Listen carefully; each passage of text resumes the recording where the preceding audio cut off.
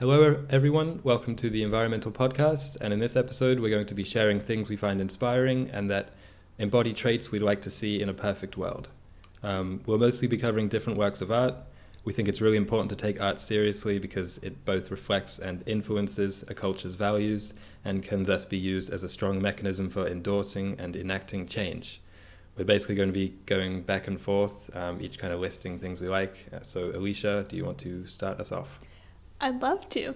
So what kind of began our inspiration for this podcast and for this discussion there were a couple of movies, and the first one was my favorite movie, 2017, Call Me By Your Name. This is a movie set in somewhere in northern Italy. It was based on a book by Andre Aciman, I think that's how you say it, and then it was directed by Luca Guadagnino. See? I'm not Spanish. But what I love about that movie is really its aesthetic and also just kind of the life that the characters in it are living. It's set on this gorgeous vineyard with this professor who has a nice library, and they have a bunch of fruit trees, and just literally everything about it inspires me in my daily life because it's kind of like goals, but then also at the same time you never really see them using technology, like they're playing instruments. Well, it's set in the 80s. Themselves. It's set in the 80s. There's a Walkman. There is a Walkman. There's a Walkman, yeah. But I mean, even though it's set in the 80s, watching people live such a pure and honest life is just very inspiring to us who don't really get to experience that at all. So What do you mean by pure and honest? Well, they just do the things that they're passionate about. The main character, Elio, he loves music, and he's just always listening to music, transcribing it, playing it. He also loves reading and running and swimming, and he just does the things he loves and gets really good at them. Then in the end, and in the sequel, he ends up pursuing a career in those things. So I just find it inspiring that if you find something interesting and you get joy out of it, you can pursue it and get something and do something meaningful with those passions. And I think that was one big thing from the movie that I got. Yeah. And also I was saying the aesthetic. They were always reading these books that were falling apart, and they were very well off people. And Yes. You wouldn't think you'd see that. It's definitely a kind of lifestyle which isn't possible for everyone. No. But I like that movie for the atmosphere it conjures as well. Be that through its soundtrack, which is a lot of classical music and piano works and things like that, or its colors and, like Alicia was saying, some of the props. It's all super consistent, and it's a very believable and immersive world. And I think even the way it's shot, in pretty much every scene, the actors are interacting with the sets, or there's a close up of someone eating an egg, or something like that, or the fruit are kind of romanticized throughout the movie, and that helps a lot. Yeah, they don't focus on the fact that they're living this really lavish Italian lifestyle. They focus on the little things that are achievable for everybody, and I feel we need to find inspiration in things that are attainable, like old books, eating fruit, even riding bikes. They ride a car once or twice. Authenticity. Yeah. Tangible things. Yes. It's really difficult for a film to portray that because it's inherently fake. It's on a screen. Yes. But this movie is definitely one of the best I've seen at making you forget that. Yeah, really though. And even the things they're wearing just look like they came from you could just go to somebody's closet and you would find it. Nothing seemed faked or staged. Right. Or it was incredible. It was filmed on location. Yeah. But even the people who designed the props and sets and everything did an incredible job in the soundtrack, as you were saying.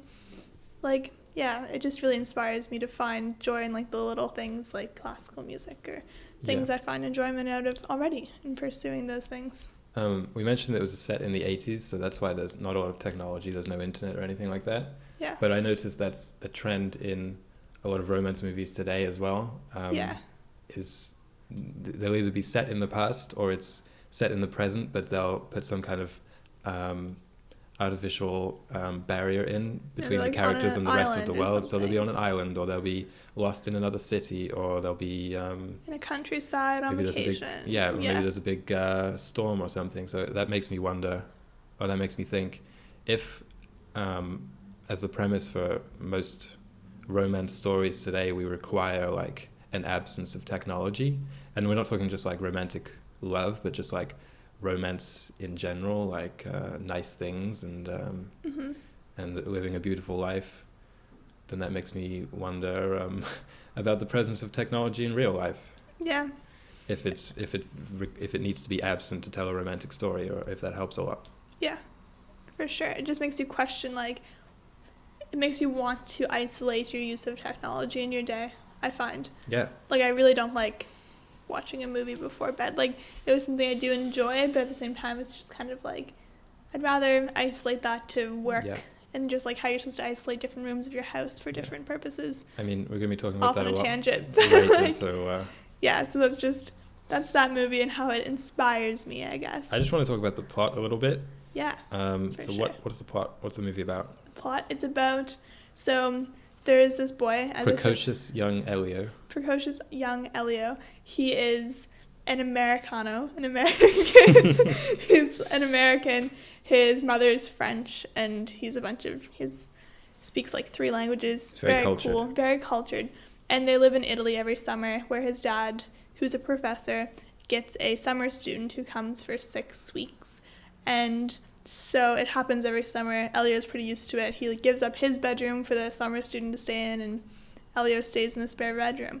But this summer, Oliver comes. Oliver comes and they fall in love. Literally steps out of the car and he's like, well, he has the body of a sculpture or something like that. Like, they fall in love, and it's very just doing mundane things in everyday life.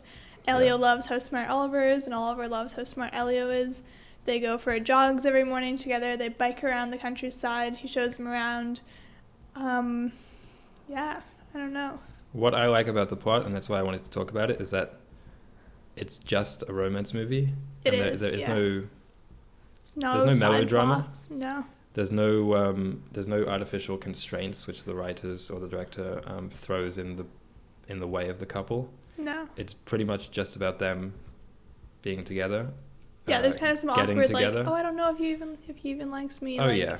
They don't express that, but you can tell they're both kind of hesitant. I mean, there's no really dramatic third act, rush to the plane, to the airport, and for a big dramatic reunion at the end or anything like that. There's no there's no love triangle. No, there's no love triangle or anything like that. It's just 2 guys falling in love. 2 guys falling in love, which is what we all want to see. Yeah, and it was just very, I don't know, very honest, as I said. Very honest and authentic. Yeah, which we don't get much of. And that's why that movie, I think about it every day. And just like what I'm doing, I'm like, well, I could go for a run because that would be really beautiful. And like celebrating my capabilities and the weather and just like little things like that. Appreciation. Yeah. So yeah, Aaron, what's your big inspiration? Well, these aren't in any order. Oh. So, were they for you? No, that was just my biggest one. I put it at the beginning because I was so excited to talk about it. Yep. No, I got that. Well, mine are just kind of all over the place. I'll follow up Call Me By Your Name with some music, which it kind of, I guess, helped me find, which are the 2 classical composers, Maurice Ravel and Claude Debussy, both late 1800s to early 1900s French composers. They do a lot of piano works, and they're famous for kind of making really, really pretty pieces. And a lot of people compare them to the painters, the Impressionist movement of a similar time. Yeah. Even though both of them really rejected that, they didn't like to be called that. No, but it is very similar when you listen to them. The picture it paints is an Impressionist. Yeah, well, it's always associated with like the French and Italian and just the European idealized countryside and stuff like that. Mm-hmm. But I really like the music. I think it's very dreamlike. I'm not super well versed in describing or critiquing classical music, so excuse me for that. But just from my own impression of it, and someone who's used to really modern music and really fast music. And from what I've heard of classical music, it's usually the pieces that are most celebrated are really kind of bombastic and loud, let's say. Some literally have cannons in them. And some literally have cannons in. Whereas these guys, like I said, it's a lot of piano, and I think it really rejects that kind of that grandeur and that grandiosity, and it kind of favors like an ambience and just atmosphere. Yeah, for sure. Which is why I wanted to follow Call Me by Your Name by talking about this, because I think it's very similar, and I think they even use some of the pieces to score that movie. Yeah, they do. What do you want to say about it? What do I want to say about it? I think it's very interesting how this was late 1800s, early 1900s. Yeah. And then now we have like lo-fi music coming into vogue. Lo-fi music. And that's just ambient music that you don't know. Like lo-fi hip-hop beats to study and slash chill to, yeah. Yeah. I think it's very similar, and it's interesting that's Why do you think it's very similar? It's an interesting connection to make. Because this is the kind of music that you would listen to, and like you might not even notice it's playing. It just kind of evokes this kind of relaxation. Yeah. I don't know too much. I haven't listened to this music an insane amount, but like I just saw that connection and found it interesting. I mean, I feel like depending on the type of person you are, you could listen to some music and be really immersed in it, and listen to some music and think of it as background music. So I wouldn't compare them in that vein, but no. Like I find the music very engrossing and really nice to listen to. It's not like passive or anything. It's not quiet. No, but it makes you. I would say that happy. It makes you happy is a good descriptor. Yeah, it doesn't make you hype. Like if you're listening, make you hype. It doesn't make you excited. It doesn't make you want to punch a wall. It just kind of makes you feel good about things, which is something which is really underrated in today's with a lot of modern music. Yes, I think. And a lot of modern just media in general, something that just makes you feel joy. Yeah, that's very rare. Yeah, they want to go for like the humor, I just wanted to mention that, hype. especially with Debussy and a lot of his most famous works, like the Arabesque and the Clair de Lune, it's considered very pretty, like the Impressionist stuff. Yes, for sure. But it's not all like that. It's super complex, and like his preludes, which was like 24 pieces he wrote for a solo piano, can actually be kind of hard to get into. Yeah. But I like that about it. It's complex, and it doesn't sound like other classical music to me. It doesn't sound like it follows the rules. It just kind of does its own thing, which I like a lot. Yeah. And how does that relate to society or I don't know. environment? I know these are just things that inspire us, but I feel like there is a connection there.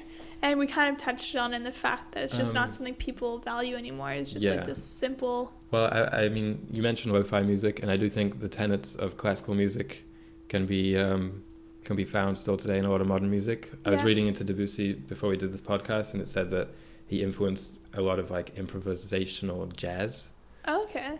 Because that's how a lot of his pieces sound. They sound really improvised, and it sounds to the untrained ear as mine like there's like these little edges and these little mistakes in the composition, even though they're not mistakes. But it just sounds like a really, to use a cliche, it sounds very perfectly imperfect. Yes. And that's what makes it really awesome. Yeah, that's really cool. And this isn't to say that classical music good, modern music bad, because I really like a lot of modern music as well. I think that there's a place for it. But I think there's a lot to be said for more simplicity. Yes. In the sounds, even though the composition may be more complex, and definitely the effects that music has on the listener, psychological effects, long term and short term. Yeah, that makes sense. Yeah. That's because that was something like growing up my dad always talked about. He was like, the music you listen to, like, it's what makes you. And I was like, that doesn't make any sense. No, like, it does. But it literally does. I was like 4 and we drove by a car and their window was down and they were playing like rap music or something, and I couldn't get the beat out of my head, and I went home crying because I was just like, I was 4, right, and I was just like, it just didn't make me happy, and I was so upset. My parents were like, what on earth? I think you're not a typical 4-year-old though. I know, but like you were telling me about when you were, was it when you watched DW and Arthur, the TV show? Yeah. And it would really affect you, and you try to mimic her and things like that. Yeah, I was like, what's this? A tantrum? Yeah. And then I went to my room, closed my door, took my pillow and then punched it. Right. And then I was like, and then I started crying because I was like, no, like, this isn't a thing. But I mean, like, I'm just saying, music has an impact on you. Everything, all the art we consume has an impact on us. Of course, yeah. But music is something that you're not entirely conscious of. Well, yeah, I like that's a good thing to mention, because music is probably the art form that the most happens to us rather than us having to commit to reading it. Yeah, with reading, it's us who has to keep going to the next word and keep turning the pages, and even something like a video game, it's us who propels it forward. Yeah. Whereas music just happens to us, so it can be easy to be like. Yeah, so it's good to surround yourself with things that you want to inspire you, such as those musicians. Yeah, I mean, if you want to feel like that, listen to that kind of music. Yeah. That's how I think about it. Yeah, for sure. To me, it makes me feel very peaceful. Yeah. Cool. So, going off of these impressionist musicians, I wanted to talk about Claude Monet, who is an impressionist painter. An impressionist painter, yes. He's also French. And Ooh. What I found interesting about his paintings is that they're not all. Sometimes there are subjects to them, like human subjects, but often they're just of a lily pad or of a sunset or a beach. And like when he was composing these, you can tell that it's through his eyes and that he was probably just alone, like there weren't other people around that he was painting. And I think that's something we take for granted nowadays, is just being alone with nature. And right. Often when maybe you like pride yourself in that you're kind of like a lone wolf, but you need to do something productive with that lone wolf time, I think. For sure. If that makes any sense. No, there's definitely a lot of, I mean, we live in a time that kind of definitely enables people to be more introverted than ever before. Yeah, for sure. But unfortunately with that introversion, it's often too easy to retreat and just kind of do something to pass the time. Just not do much. I've definitely fallen into that myself. Yeah, of course. It's very common. But I think, you need to find a thing. This is how Monet inspires me, that when you're alone, you can still be creating, even if it's just for yourself. Like maybe he was just painting those for himself at the beginning to capture a beautiful moment or a beautiful sight. But I think it's important to capture your feelings, capture your surroundings. Yeah. And something else, you were listening to a YouTube video or watching a YouTube video. Right, yeah, we were listening about the Impressionists. Yeah, and it said something cool. I was just kind of listening to it while I ate. Sure. And it said something like, starting with the Impressionists, it became more about the painter's eyes than the scene. Because before that, it was like in Renaissance painting, it was very realistic. You weren't looking through the eyes of the painter. You were just looking at the scene, basically.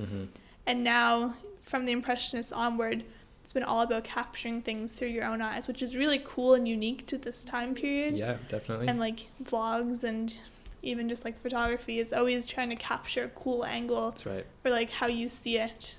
And I think like the common theory is that it was the advent of photography that allowed this change to happen, because now paintings didn't have to be photorealistic. They had maybe more room for interpretation.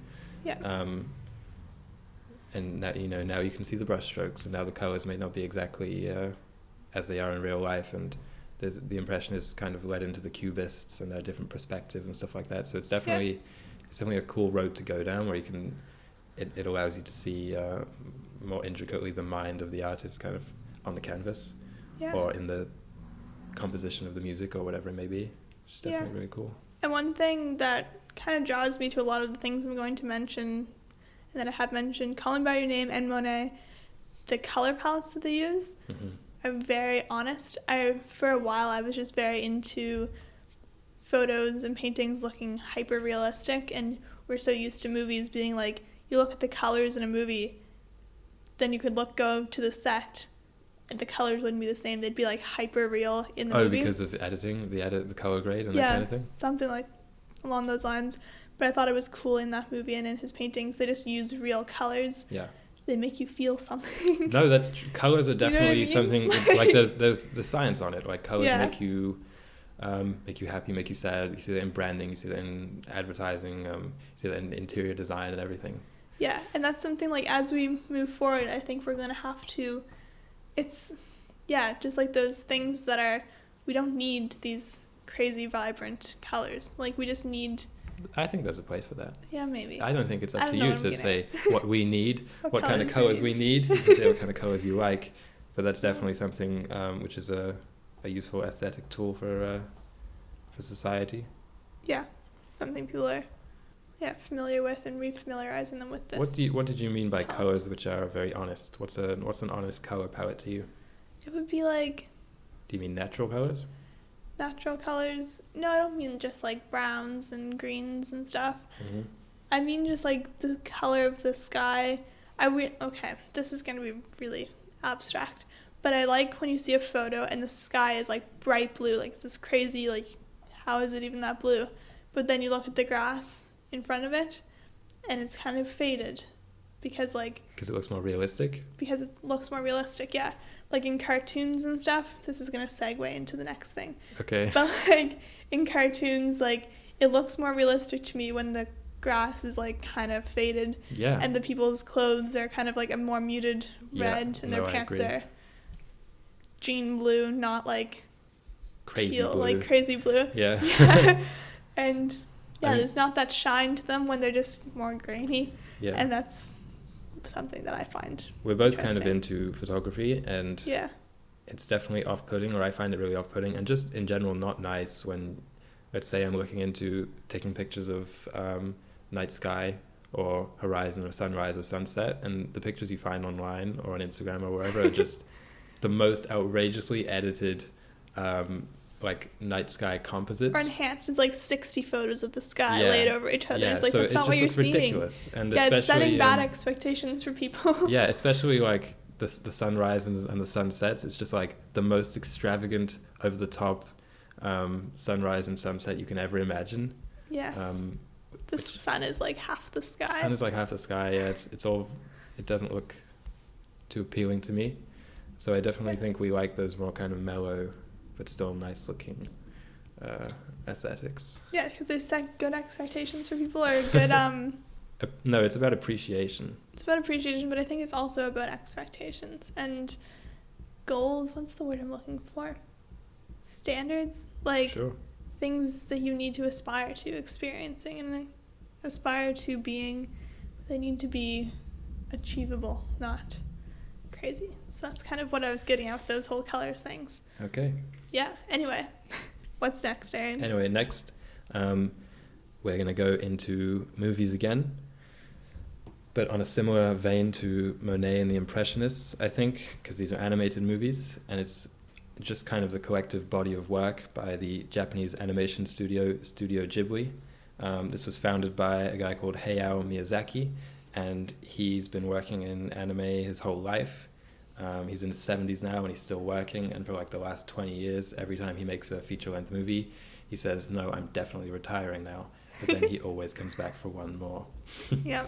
Some movies of there, because we both are fans of the studio and some of their movies, some movies that we like include Kiki's Delivery Service, which is about a young witch who her kind of rite of passage into becoming a full witch is she has to go away for a year from her family and live in a city and make her own way.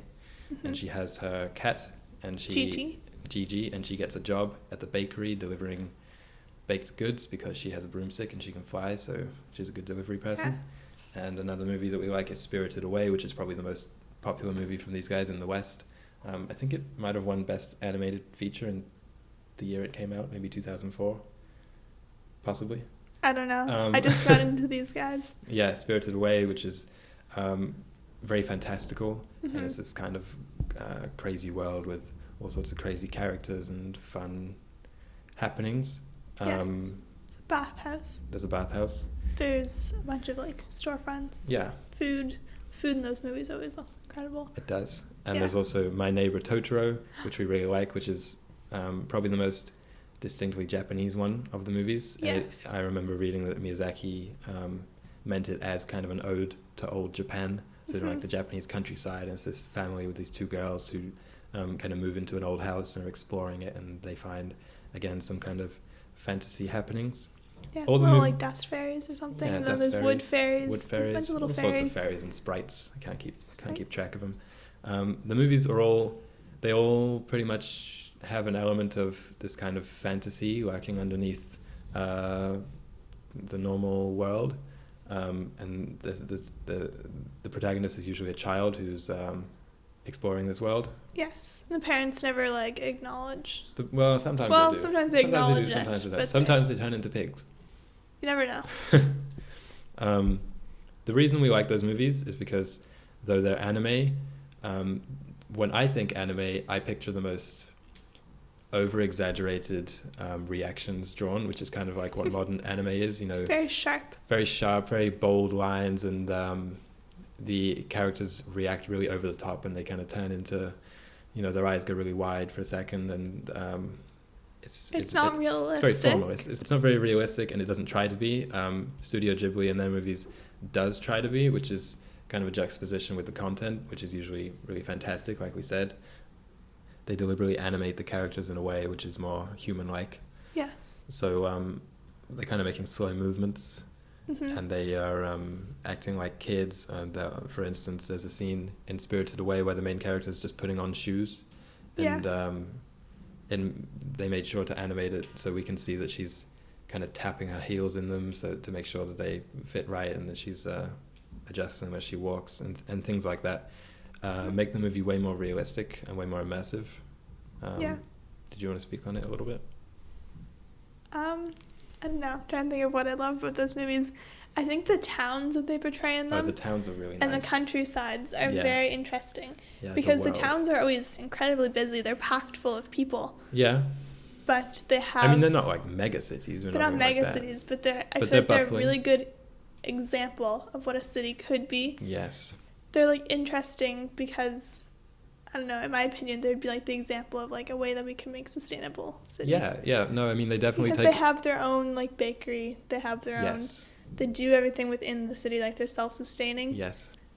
I think it's interesting. It's very romantic again. Yeah, very romantic. And the movies, they definitely... Happy with what they have. Yeah, very humble. Yeah. They definitely take inspiration from pre-industrialized civilization. Yeah. So, for instance, Kiki's like Delivery Service we were talking about. Town, one of them. Yep. Sorry, you go ahead. For instance, Kiki's Delivery Service, which we were talking about, is really, even though it's by a Japanese studio, is really clearly inspired by old Europe. Yes. It's like cobblestone streets and just the design of the town and everything like that. Like we said, Totoro is inspired by kind of pre-industrial Japan. Yeah. And what do we find nice about that kind of lifestyle? That there aren't cars. Yeah, we don't like cars. That's the biggest. We're definitely going to have a podcast in the future, an episode where we just tear apart automobiles. Yeah. Because not just cars, SUVs. Yeah, SUVs trucks. As well. Trucks. Like, we're not... Crocs? Oh, trucks. We're not discriminating against vehicles here. No, well, we are. We hate them all equally. We hate them all equally. Why do we not like cars? Let's just go on a little tangent. For a number of I'm just going to reasons. say 4 letters. UGLY. They're really ugly. They're ugly. They emit. They cause things to spread out and sprawl. Yeah. When we really could just be their own little I just thing. feel really bad when I'm inside cars. I don't. Yeah, it does something psychologically when you're in them. It does something bad to me. Some people it gives them headaches. A lot of things. It's not right. But that's the biggest thing that we like about these cities is that they're happy being in their own little thing. They're doing their thing. But if they need to go to the next city over, there's a train. And they hop on the train. Yeah, there's often a train. And they zip over to the next city. Or in the Not Studio in Ghibli movies, often a plane. A plane or a cat that turns into a bus. Yes. Check out the Ghibli movies. Yes, we recommend them all pretty much. Yeah. And also, not just the movies. I'm a really big fan of Miyazaki. His early work before he even joined Studio Ghibli, he had a manga called Nausicaa of the Valley of the Wind, which he later converted into a movie with Studio Ghibli, and also a TV show which was kind of short-lived called Future Boy Conan. Future Boy Conan's really cool. Oh yeah, that's another thing we can talk about. That movie, that series is set. There's a young boy Conan, and he's living in a post-apocalyptic world. Yeah, he and his grandfather. Are the only two that survived this rocket ship that crashed. Yeah, there's a whole bunch of stuff. But basically they're living on an island. Yes. And this is kind of a tenet of Studio Ghibli's work.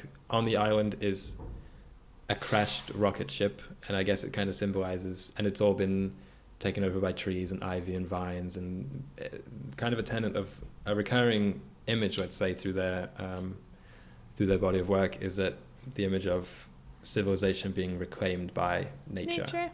Yeah, that's a big thing. One of his entire movies is about that, really, Nausicaa, right? Yes. Yeah, so they're going to these old ruins and they're reclaiming things from them, Mm-hmm. but the ruins are completely covered by vines. Yeah, Miyazaki is a big, I think Japan's a really interesting case study, because it's kind of this clash of a really old, quiet kind of a society which we now would consider really slow, and it's very spiritual, and there's still those kind of remnants throughout the country. From what I can tell, I've never been there, but you still got temples in the middle of big cities.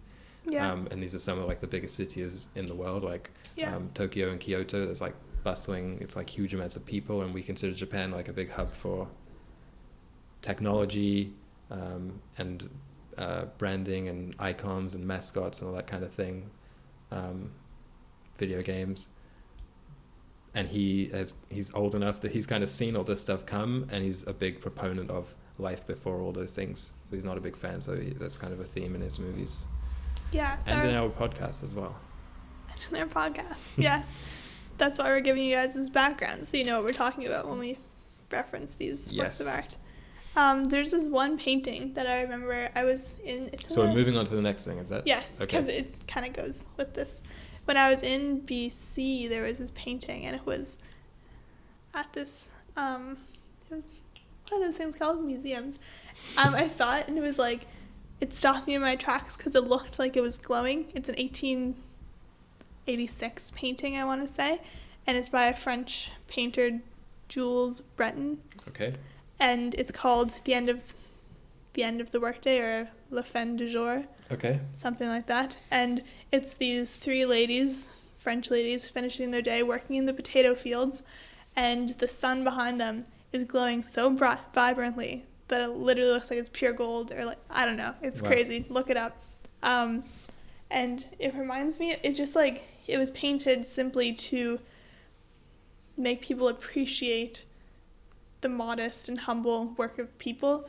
The painter, a quote from him regarding this painting was that he was giving just like mundane tasks the honor that was reserved only for gods before that. Yeah, I like that. Because before then, paintings that would have like gold light in them would be probably of really of gods, of like, yeah, of course, it was Venus, all religious paintings before that. Like, yeah. Yeah. So it's really interesting to me that he did that, and I think it was a very calm painting, but just like inspiring. They weren't walking off the field looking beat and exhausted. Right. Well, let's say if the same because I've seen it, if the same painting was done today, yeah, they'd be like it would probably be 3 retail or entry level or factory workers or something who are looking incredibly dejected at the end of the workday. Yes. I mean, let's also acknowledge that it was probably an idealized version of it. Oh, of course. I'm sure not everyone was overtly happy after they finished a long, grueling workday. What were they doing? Picking potatoes. Yeah, picking potatoes. Yes. I'm sure they weren't all over the moon. But I think because how are their expressions in the painting? How do they look? Just kind of like melancholy. Melancholy. Is that the word I'm looking for? No, melancholy means sad. You mean mellow? Mellow. Kind of peaceful. They were just happy, like the sun was setting behind them. They were going home probably to do more work. Probably with their families. But with their families. Yeah. And it was just, I don't know what it is about the painting, but I think nowadays the like rise and grind, work till you die. Yeah, like that's not sustainable. Well, I think it's about the kind of work that's being done. Yes. And also maybe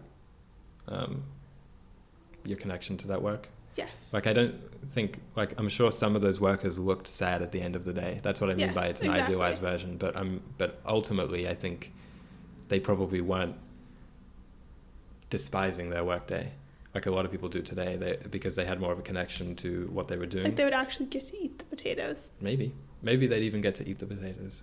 Yeah, but now you don't do anything Well, it's even just Like- really kind of seemingly superficial things like the tactile nature of what you're doing.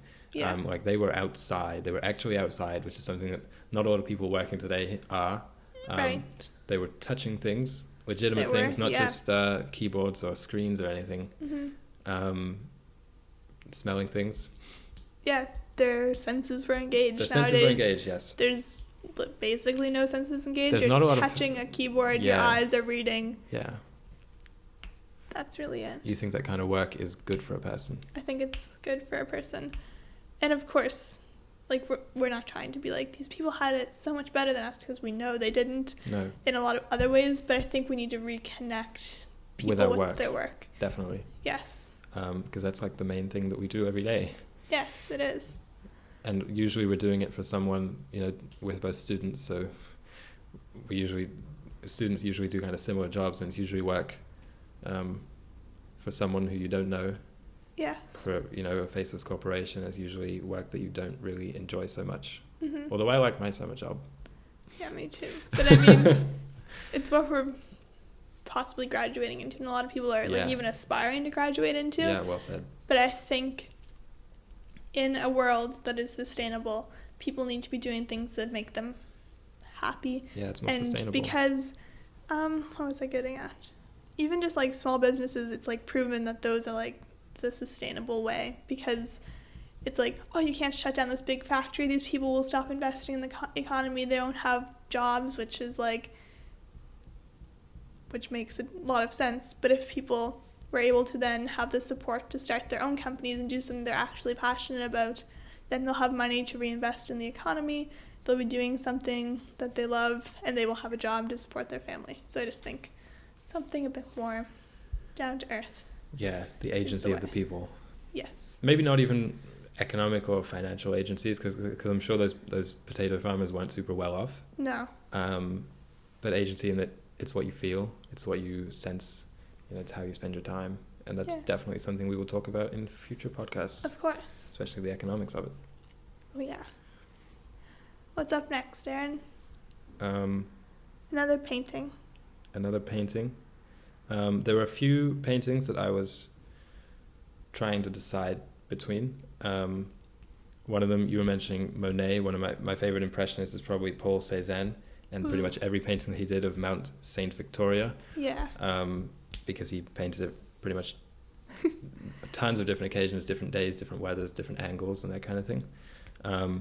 There's also Degas, and he painted something called Combing the Hair, which I really like, and a lot of Picasso's work, especially his depiction of the crucifixion, because I really like the colors, and it's kind of a Picasso-y fragmented look at like such an important figure and such probably the most important event in like Western civilization, definitely artistically, which was the crucifixion. But the one I chose to talk about was by Raphael, and it was called The School of Athens, which is it was painted around 1510, and it's a fresco which was painted in a big building in the Vatican.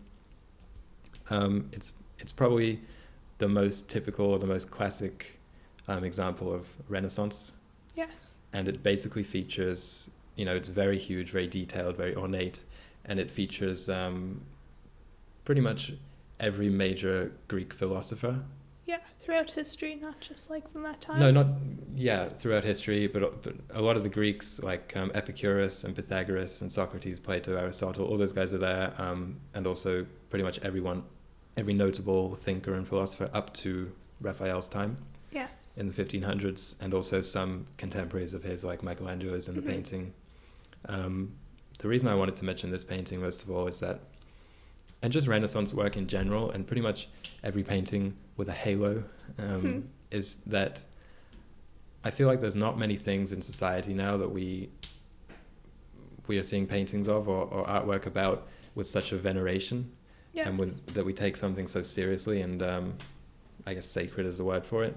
This isn't kind of me lamenting the loss of religion or anything like that, even though a lot of the work I listed was Christian.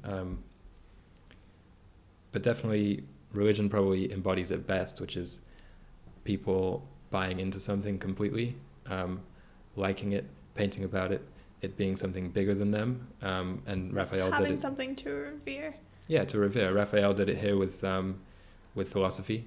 It's basically the whole painting's kind of like an ode to philosophy. It has kind of religious undertones and religious references, but that's what it's mostly about.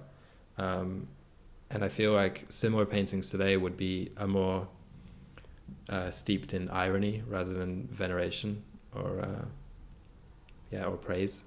Yeah, for sure. And that's not a good thing because everything is kind of satire. Everything's satire. This is definitely something we'll talk about in another episode, but just the amount of discourse which is kind of flavored with a cynicism or an irony, you know, be it political or artistic, even or just like daily conversation. Mm-hmm. I feel like it's really difficult to be earnest about things now and to be enthusiastic about things. Feel things. Yeah, and purely. It definitely extends to our emotions because almost everything is tongue in cheek or ironic or performative or something like that. There's not a lot of authentic discussion or feeling or living, let's say. Yeah, for sure. That segues perfectly into my next thing that I was going to chat about. Okay. Is the book George Orwell's 1984, which everyone's probably read, if not. Read, yeah. So do you want to give some background? Yeah. Written in 1984? No. Written in 1949. Okay. And 1984 was George Orwell's kind of like cautionary tale. Dystopian. It was a dystopian novel, yes. And it follows the main character, Winston.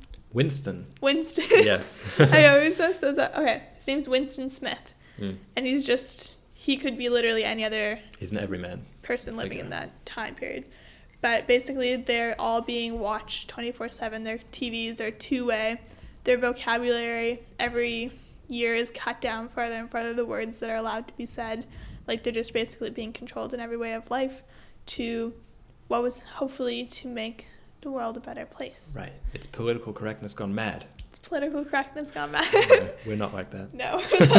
But that's what the book is like about. No, for sure. And Winston rebels. Is kind of, it's been brewing inside of him that he's like, this isn't right. And so one scene, the reason that this book for a long time is actually my favorite book is nothing stuck with me about the scene besides the fact that he went into the forest in the countryside, what they called it. So what they thought was out of the way of Big Brother. There were no microphones out there, or they hoped there weren't at least, and that they wouldn't be caught by like the patrol coming through. So he went out there to meet a girl, Julia, and they do things in the woods. For sure. But basically what comes out of that, like the quotes from the end of that chapter, were that he felt like he was rebelling because he was doing something pure. He was escaping Big Brother. He was just acting on love, which is something we don't get very much. Well, what am I trying to say? You don't mean just romantically, of course. I don't mean just romantically when I say love. You mean compassion, joy. Just things kind of really concisely put in that scene, really outside of the realm of the judgment of others.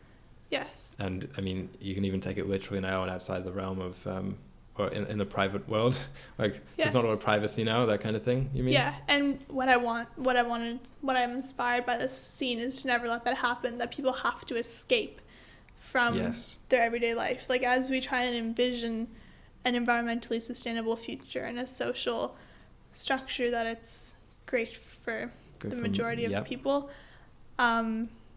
You have to not have escape written into that story. Like we don't want people to have to escape to the countryside for a vacation. Yeah, well said. Because in a way that's not sustainable. You can't have people zipping around to the countryside. We need the cities to have spaces built into them that are an escape for people. Yeah. And somewhere for people to be alone or with just like one other person, just to be able to escape, clear their mind, feel things purely, feel present, separate, mindfulness. Yeah, mindfulness is a great even just the social issues. You know, it might not be a literal Big Brother. I mean, a lot of people argue that it is a literal Big Brother with like big technology and observation and stuff like that. Yeah. But let's say there isn't, and it's even the social kind of pressures that are in place, I think, do a good enough job of stifling people's authenticity and the presence of mind a lot of the time. Yeah, for sure. Like, you're always thinking about something. You're always thinking about, well, I can't do that. Yeah, like, oh, that would be... Yeah. Yeah. So... Good discussion there. Oh, yeah. We have our own little language where we don't have to finish our sentences, so it's not really great for a podcast. But, yeah, what I'm getting at is I don't want people to have to escape. So this one inspiration is something that inspires me kind of, like, negatively, like it's an anti. Like, this isn't what we want. This is something that you're more against. More against. Right. Yes. It's like that quote that says, create a life you don't have to escape from, or you don't need to take a vacation from. You don't need to take a vacation. Like, love your job so much you don't have to take a vacation from it. So we're on the thought process of create a world where you don't have to take a vacation from, right? Yeah, Not just talking individual agency, individual for sure. lives. So that's kind of, what I was getting at. And anyway, that's that. Do you have anything else, Aaron? Yes, the next thing is my kind of, what's called a negative inspiration, which is the movies Blade Runner and Blade Runner 2049, which are two kind of seminal sci-fi movies directed by... Oh my goodness. Directed by Ridley Scott, the first one, and directed by Denis Villeneuve, the second one. Are you even a film student? No, yeah, I know. These movies, I mean, it's kind of like, you know what steampunk is?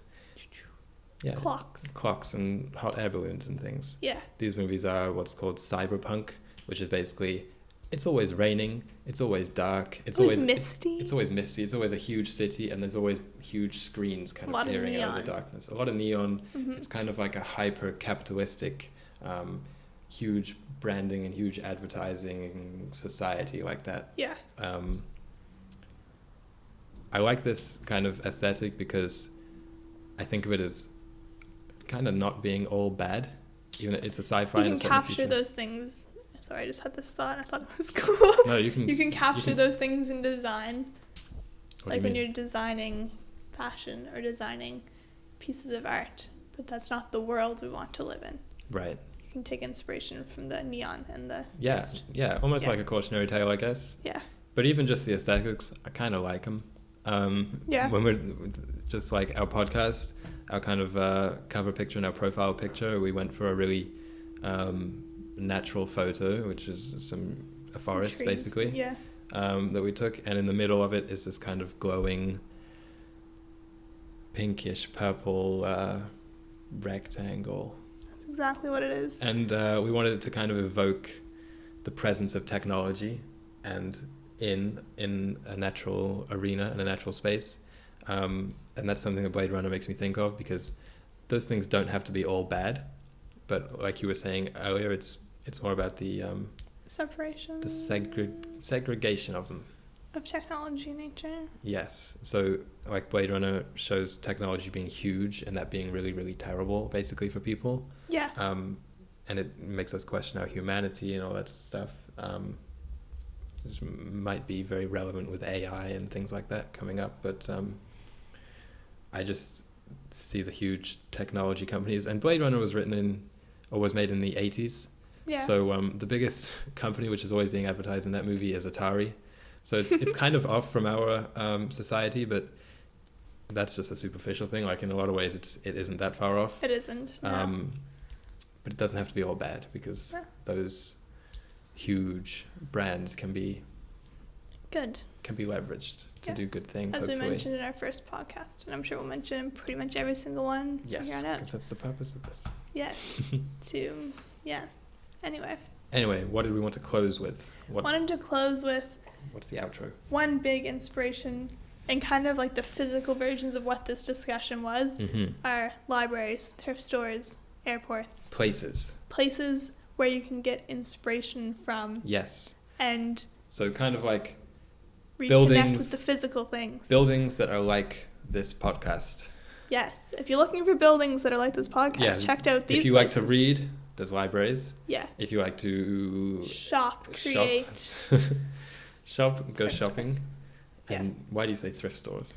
Thrift stores, because you're reconnecting with your clothes in a way. Like, not all of us have the capacity to sew our own clothes. No. That would be my dream. Yeah. But it's expensive, and I don't have the skill.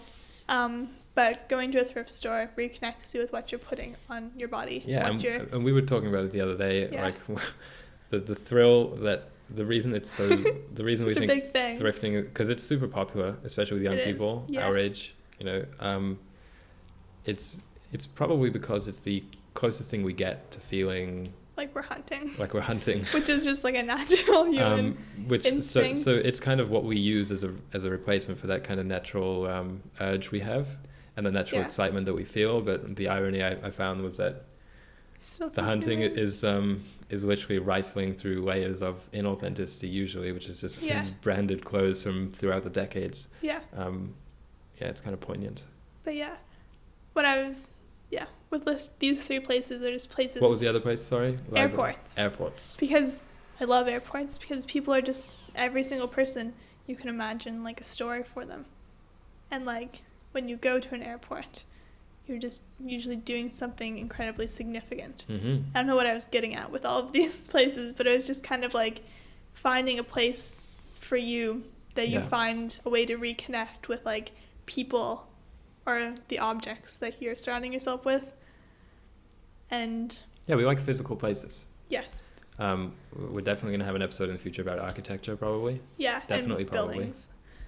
Architecture and buildings. Like 2 different episodes. I don't know what I'm trying to say. I'm going to extend it to like gyms. That's what I mean. Gyms, cafeterias. School campuses. Just like nice places. With distinct purposes. And thinking about how our built environment kind of funnels us into certain behaviors. Yeah. Not just individually, but the culture and the society. Yeah. We're going to talk about how at the gym today we saw an advertisement for the esports. For the esports? We're definitely not going to talk about that because we don't want to offend anybody.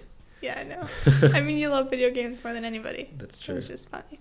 Anyway, so that just kind of wraps it up. We're just kind of encouraging people to find those spaces. Yes. That wasn't the point of this podcast. No. That was just like what I was thinking to myself. If you listen to the end, thank you for listening to our little book club / movie club and just like all sorts. This is definitely going to probably won't be full episodes in the future, but it'll probably be a recurring segment in future episodes where maybe each week we mention 1 or 2 things which we've recently been finding inspiring. Of course. Yeah.